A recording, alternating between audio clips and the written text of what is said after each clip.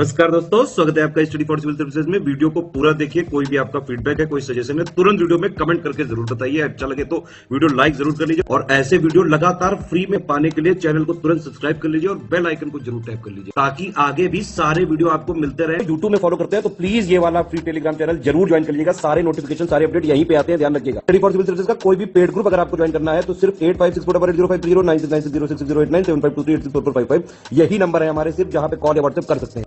Instagram पे हमारा page जरूर फॉलो कर लीजिएगा, स्टडी फॉर सिविल .सर्विसेज है। ट्विटर पे हमको जरूर फॉलो कर लीजिएगा, @स्टडी फॉर सिविल्स है। नमस्कार दोस्तों। तो चुनाव सीजन स्टार्ट हो चुका है, आप सभी को पता है। 5 स्टेट्स में चुनाव कंडक्ट होने जा रहे हैं 2022 में। और एक पार्टी का एलिगेशन दूसरी पार्टी के ऊपर कि हमारे एमएलए को इसने खरीद लिया, हमारे एमपी को इसने खरीद लिया, ये सब भी स्टार्ट हो जाता है जैसे ही चुनाव सीजन स्टार्ट होता है। तो इसको लेके एक लॉ बनाया गया था, एंटी डिफेक्शन लॉ। इस वीडियो में हम उस बारे में बात करेंगे। अभी हाल ही में गोवा में भी ये केस देखने को मिला है जहाँ पे डिफेक्शन हुआ है कुछ एमएलएस द्वारा। वहाँ के एक जो रूलिंग पार्टी है वहाँ से निकल के कुछ अपोजिशन की पार्टी में गए हैं वहाँ के एमएलएस। यूपी में भी ये केस देखने को मिला है। तो इसके रिगार्डिंग हमारे कॉन्स्टिट्यूशन में, हमारे लॉ बुक्स में, इंडियन लॉ बुक्स में क्या लॉ हैं डिफेक्शन को लेके, किस तरीके से इनको रोका जाता है और क्या मोटिव होता है इनका डिफेक्ट करने का एक पार्टी से दूसरे पार्टी में, उसको लेके बार अलग अलग सब टाइम पे क्या क्या जजमेंट आए हैं, क्या क्या कमिटीज़ की रिपोर्ट आई हैं जिसमें सजेशन दिए गए हैं। सारी चीज़ों को एनालाइज करेंगे जो हमारे एग्जाम पॉइंट ऑफ व्यू से बहुत इंपॉर्टेंट हो जाते हैं। आइए शुरू करते हैं इस वीडियो को।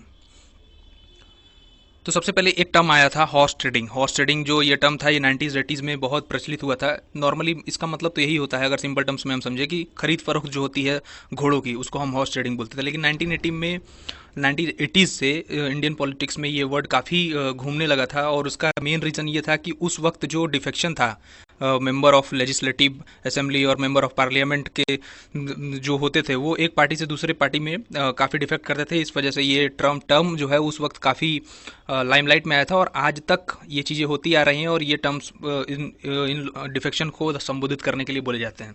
अब एक क्वेश्चन आता है, क्यों डिफेक्ट करते हैं? देखिए, सिंपल सी बात है, हायर पोजीशन के लिए, मनी के लिए, बेटर पॉलिटिकल स्टेबिलिटी के लिए, उनको अपने करियर में अच्छा करना होता है। समझ रहे हैं? पॉलिटिकल लूर होता है या मनी ल्यूर होता है। इन सब चीज़ों के लिए मतलब पर्सनल मोटिव्स होते हैं उसके पीछे। देश का कोई कल्याण नहीं करते वो।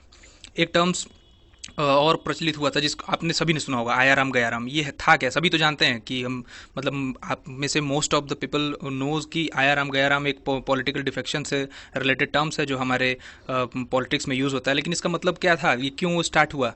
तो हरियाणा में एक एमएलए थे जिनका नाम था गयालाल, 1967 में। ये पहले कांग्रेस में हुआ करते थे। तो इनके बारे में कहा जाता है कि ये 15 दिनों के अंदर 3 बार इन्होंने पार्टी बदली थी। और एक बार तो ऐसा हुआ कि 1 घंटे के अंदर ही 2 बार पार्टी स्विच की इन्होंने। तो जब ये कांग्रेस से एक बार बाहर चले गए और वापस जब कांग्रेस में आए तो वहाँ के जो कांग्रेस एक नेता थे बीरेंद्र सिंह, उन्होंने कहा कि गया राम इज़ नाउ आया राम। तभी से ये नाम जो है, ये स्लोगन जो है, फ्रेज़ जो है प्रचलित हुआ है। यही है गया राम जी। और ये हमारी former prime minister Indira Gandhi ji उनके सामने जो भी बात बोल रहे होंगे, आई डोंट नो, कुछ माफ़ी मांग रहे हैं। तो ये जो मैं न्यूज़ की बात कर रहा था, देखिए गोवा में भी ये चीज़ें स्टार्ट हो गई हैं और यूपी में भी संजय राउत जो हैं शिवसेना के मंत्री हैं, उन्होंने भी यूपी गवर्नमेंट के ऊपर एलिगेशन लगाया है कि डिफेक्शन वाला जो सिस्टम है इन्होंने स्टार्ट कर रखा है अभी। तो सबसे पहले हम जानते हैं एंटी डिफेक्शन लॉ होता क्या है। देखिए 10th शेड्यूल में आता है एंटी डिफेक्शन लॉ। और इसमें एमपीज़ और एमएलएज, मतलब मेंबर ऑफ पार्लियामेंट और member of legislative assembly, state और सेंटर दोनों में जो डिफेक्ट करते हैं उनको पनिश करने का प्रावधान दिया गया है इस एंटी डिफेक्शन लॉ में। अब ये कौन करता है, किसके पास पावर होती है पनिश करने की? तो ये होता है डिसाइडिंग, जो पावर होती है वो स्पीकर के पास होती है। स्पीकर डिसाइड करता है कि सच में डिफेक्शन हुआ है या नहीं हुआ है। इसको 10th शेड्यूल को लाया गया था 52nd अमेंडमेंट करके। इनिशियली हमारे कॉन्स्टिट्यूशन में 10th शेड्यूल नहीं था। आप मुझे कमेंट करके बताइए, स्टार्टिंग में जब हमारा कॉन्स्टिट्यूशन बना था तो उसमें कितने शेड्यूल थे ओरिजिनली? तो 52nd अमेंडमेंट किया गया और 10th शेड्यूल जोड़ा गया। 1985 की बात है ये। अब जैसा कि मैंने बताया, यहाँ पे देखिए पार्लियामेंट और स्टेट असेंबली दोनों पे लागू होता है।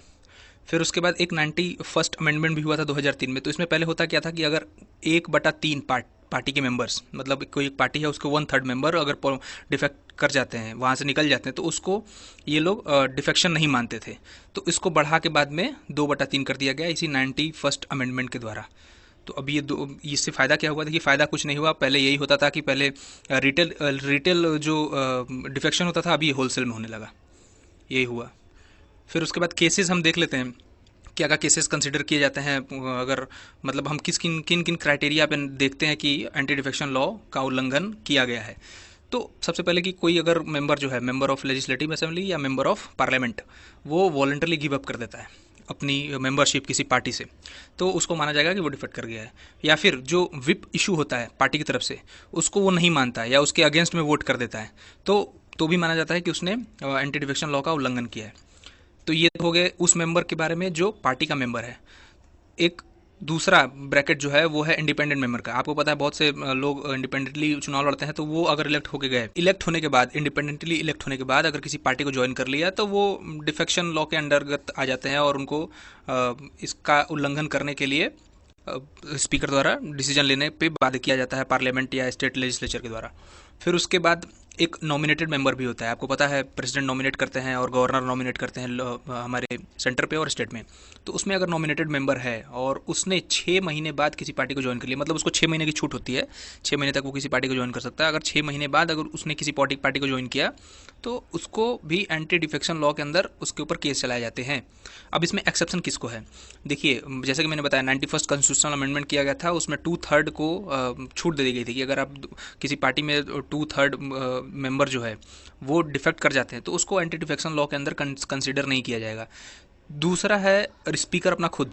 आपको पता है स्पीकर जो चुन के जाता है हमारे लेजिस्लेचर में, तो वो किसी पार्टी से ही बिलोंग कर रहा होता है।